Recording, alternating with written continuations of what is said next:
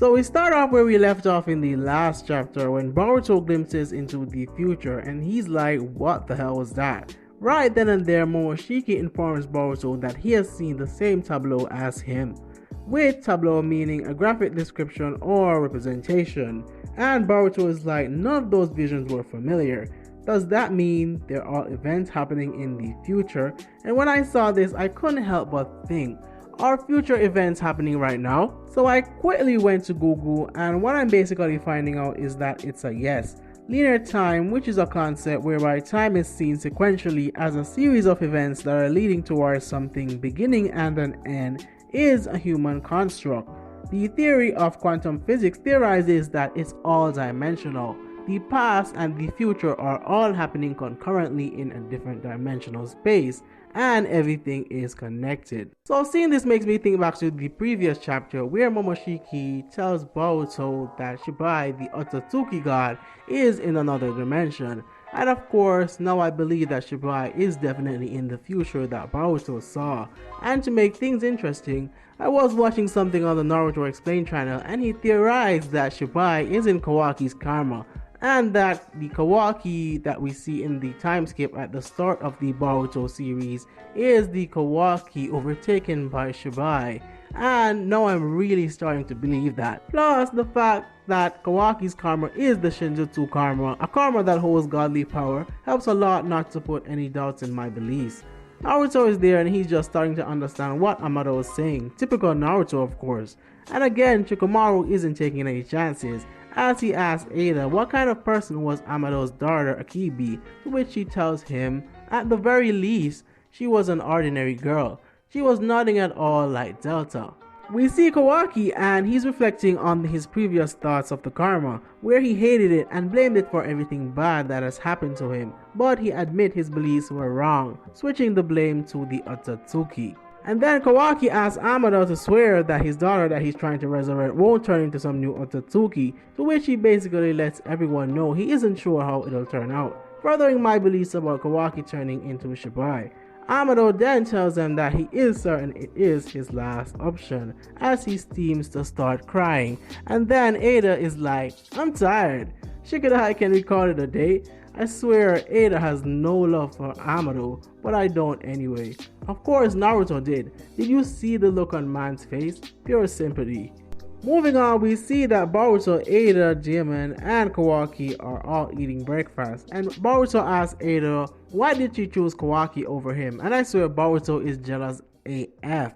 To which she lets him know that it's because he's 12 and she's 16, again confirming that Boruto is 12 years old. Also, we see Daemon making fun of Boruto, and I really like that part, as Boruto can't really diss Daemon back, as he can severely hurt himself.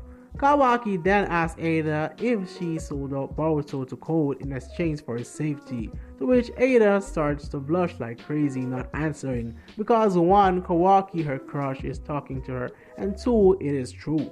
And again, I find it funny how Daemon is running the insult train on Kawaki and Boruto, and they can't really say anything back. Real cool move there, Kishimoto. Then Eida, who can't express herself properly because Kawaki is there, decides that she wants more girls around, and then summons Sarada and Samir to come hang out with her, which is, I think, is natural for girls, as Eida is a girl of course. Sarada and Samir hears the deal and decides to go along with Shikadai, who decides to go too, as he states Eida's charm doesn't affect him. We also see Delta trying to go, to which Samir tells her if she tags along she'll be put to sleep. As the three arrive to where Eida, Daemon, Boruto, and Kawaki are, Shikadai starts to piss himself as Eida's charm starts to affect him, after which Eida asks him to leave, which he does. And we see where Sarada deduces that he just wanted to look at Eida. I bet Delta is real furious. And also we see where Sarada says, at this rate class rep and I will also, signaling that she and Samir aren't completely resistant to Eida's charm. We then see Eida greet both Sarada and Samir and suggest they go somewhere away from the boys, right over the corner.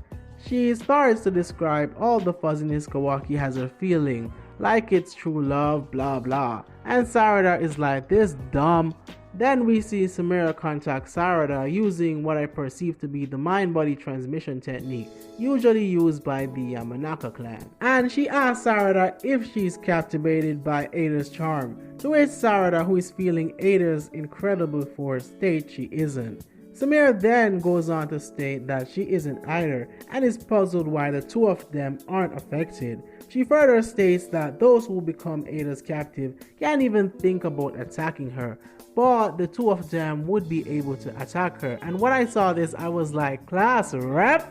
She shocked me with how well she deduced the situation. I thought that would have come from Sarada. We see Boruto and Daemon and they're gaming, and I swear Boruto was gonna say Pokemon. Meanwhile, Samir is relaying the info that she and Sarada are not affected by Eida's charm to Shikamaru via the mind-body transmission jutsu, to which Shikamaru deduces what Shamir already deduced, showing that Samir is thinking like Shikamaru, one of the smartest persons in the Leaf, if not the smartest. He tells her not to let Boruto and Kawaki know, as he doesn't want any one of the two to accidentally leak the info. Better safe than sorry. He goes on to state that if Konohara were to make Eida an enemy, Sarada and Samira would very well be the ones to take her down. We then see Momoshiki, and he states that he has deduced the identity of Eida's charm's power, and we see that Boruto hears what he says. He then tells Boruto that it's merely their thoughts crossing over again, and to think of it as him talking to himself. I swear Momoshiki is a real troll.